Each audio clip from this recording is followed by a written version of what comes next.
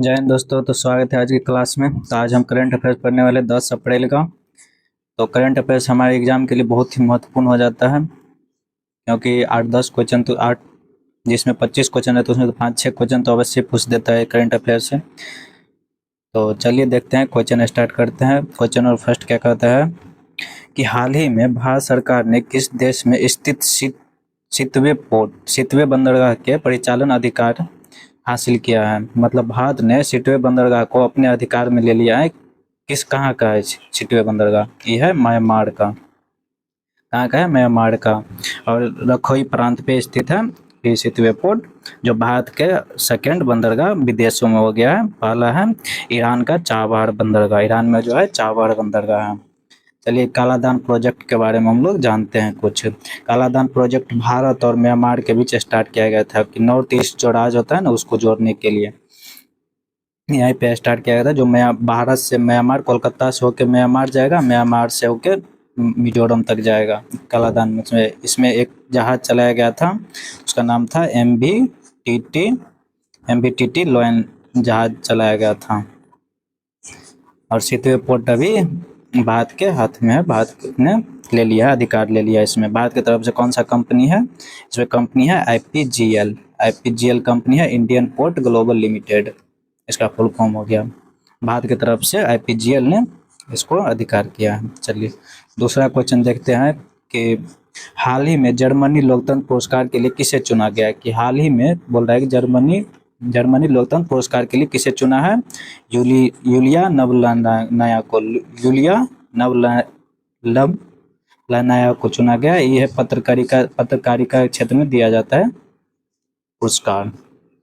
चलिए अगला क्वेश्चन देखते हैं। क्वेश्चन नंबर 3 कहता है कि हाल ही में पहली बार सुप्रीम कोर्ट ने संविधान के किस अनुच्छेद के तहत जलवायु परिवर्तन के प्रतिकूल प्रभाव से मुक्त होने का अधिकार को मान्यता दी है। इसमें कह रहा है कि सुप्रीम कोर्ट ने संविधान के किस अनुच्छेद के तहत जलवायु परिवर्तन होता क्या है कि पृथ्वी के जो टेम्परेचर में लगातार वृद्धि होता है, उसी को जलवायु परिवर्तन कहते हैं। इसी के प्रतिकूल प्रभाव को मुक्त होने के लिए सुप्रीम कोर्ट ने एक अधिकार, मतलब आर्टिकल 14 और आर्टिकल 21 के तहत इसे मुक्त होने के लिए अधिकार को मान्यता दिया है। आर्टिकल 14 में क्या कहता है कि आर्टिकल 14 में है कि रूल ऑफ लॉ, विधि के समक्ष समानता। और आर्टिकल 21 में है जीवन जीने का अधिकार, जो प्राण एवं दैहिक स्वतंत्रता का अधिकार है, ये आर्टिकल 21 में। इसी के तहत सुप्रीम कोर्ट ने जलवायु परिवर्तन के प्रतिकूलता के प्रभावों से मुक्त होने का अधिकार को मान्यता दे दी है। चलिए, इसका केस का क्या नाम है? कौन सा केस था? इसमें था ग्रेट इंडियन बर्ड्स संरक्षण के लिए दिया था।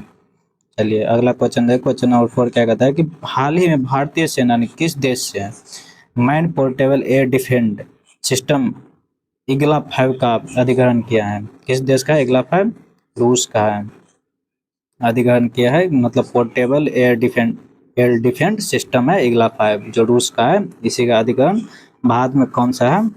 भारत में यूज करेगा वसोदा वसारोद यूज करेगा, वसारोद।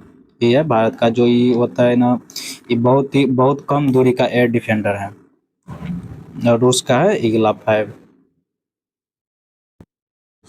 चलिए अगला क्वेश्चन देखते हैं कि हाल ही में 16,000 किलोमीटर की अफ्रीका की सबसे लंबी दौड़ पूरी करने वाले व्यक्ति कौन है? अफ्रीका का 16,000 किलोमीटर लंबी दौड़ पूरी करने वाले व्यक्ति कौन है? अफ्रीका का रस कुक है। क्या नाम है? रस कुक। ये अफ्रीका का केप अगुल मतलब दक्षिणतम बिंदु है। केप अगुलास यहाँ से अंतिम बिंदु तक, मतलब उत्तरी देश, मतलब ट्यूनेशिया तक क्या है, इसके बीच 16,000 किलोमीटर का दूरी है। 16,000 किलोमीटर का ये पैदल, मतलब इसको दौड़ के दूरी तय किया है। लगभग एक साल लगा है इसको दौड़ने में। 16,000 किलोमीटर अफ्रीका का पूरा चक्कर लगाया है।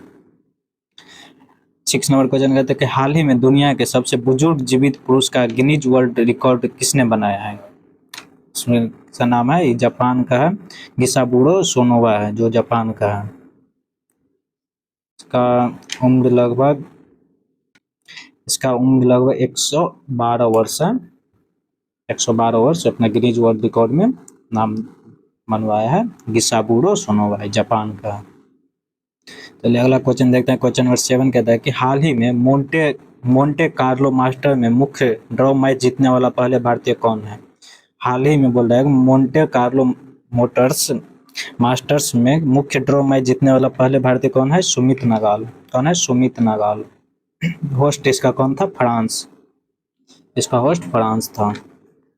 चलिए अगला क्वेश्चन देखते हैं। क्वेश्चन नंबर 8 कहता है कि हाल ही में आईपीएल के इतिहास में सर्वाधिक शतक लगाने वाले की उपलब्धि किसने हासिल की है? सर्वाधिक शतक लगाने की उपलब्धि किसने हासिल की है? उसका नाम है विराट कोहली।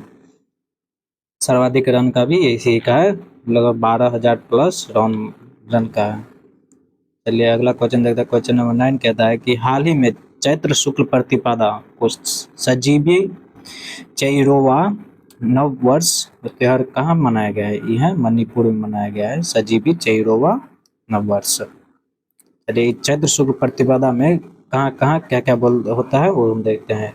हिंदू नववर्ष होता है, हिंदू के लिए नवरात्रि होता है, और महाराष्ट्र गोवा में इसको गुड़ी पड़वा कहता है, और आंध्र प्रदेश तेलंगाना कर्नाटक में उगादी होता है, सिंधी समुदाय में चंडी होता है, चंडी चंड होता है, केरल में विशु होता है, तमिलनाडु में पथु अंड होता है, और कश्मीर में नवरेह होता है इसी के दिन।